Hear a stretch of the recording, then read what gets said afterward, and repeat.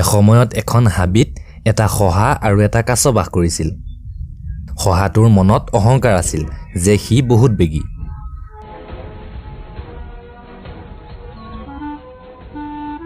সি কাছটোৰ ধীৰ গতি দেখি তাক ঠাট্টা মস্কৰা কৰি হাঁহিছিল।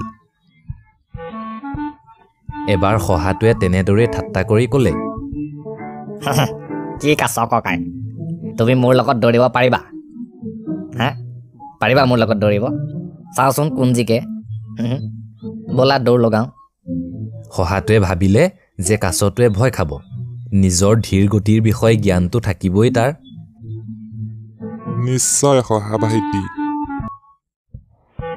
ব'লা দৌৰ লগাওঁ। শহাটোৱে হাঁহিলে। ভালকৈ ভাবি লোৱা কাছ ককাই, তীব্ৰ গতিত দৌৰাজনেহে ৰেচত জিকিব, ধীৰ গতিত দৌৰাজন নহয়, বুজিলা? শহাটোৱে হাঁহিলে আৰু ওচৰে পাজৰে থকা জন্তুবোৰো সেই ঠাইত গোট খালে। প্ৰথমে দৌৰ লগাই চোৱাচোন শহা ভাইটি। এই প্ৰতিযোগিতা চাবৰ বাবে হাবিৰ জন্তুবোৰ একগোট হ'ল। প্ৰতিযোগিতা আৰম্ভ হ'ল। শহাই তীব্ৰ গতিত দৌৰ মাৰিলে।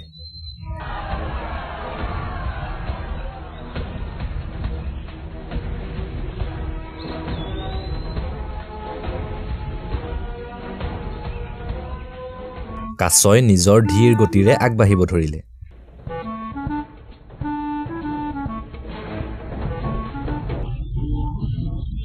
অলপ দূৰ গৈ শহাই ঘূৰি চালে আৰু ভাবিলে, কাছ ককাইক দেখোন দেখাই নাযায়।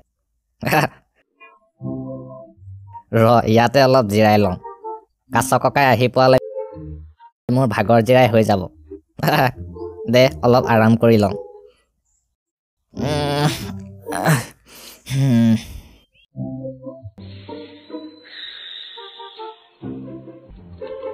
এইদৰে শহাই এজোপা গছৰ তলত জিৰাবলৈ ধৰিলে। কাছই লাহে লাহে একেৰাহে গৈ থাকিল। বাটত সি শহাক শুই থকা দেখিলে।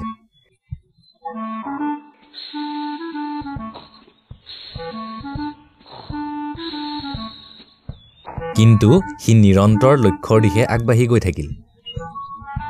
গৈ গৈ কাছই প্ৰতিযোগিতাত জয়লাভ কৰিলে আৰু সকলো জন্তুৱে সুঁহুৰি আৰু চাপৰি বজাই তাক স্বাগতম জনালে।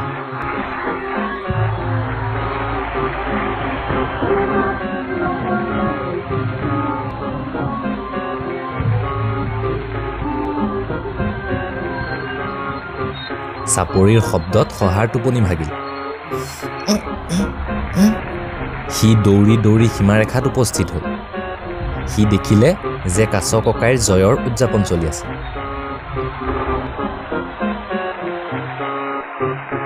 এইদৰে শহাই নিজৰ ভুলৰ বাবে প্ৰতিযোগিতাত পৰাজয় বৰণ কৰিব লগা হ'ল।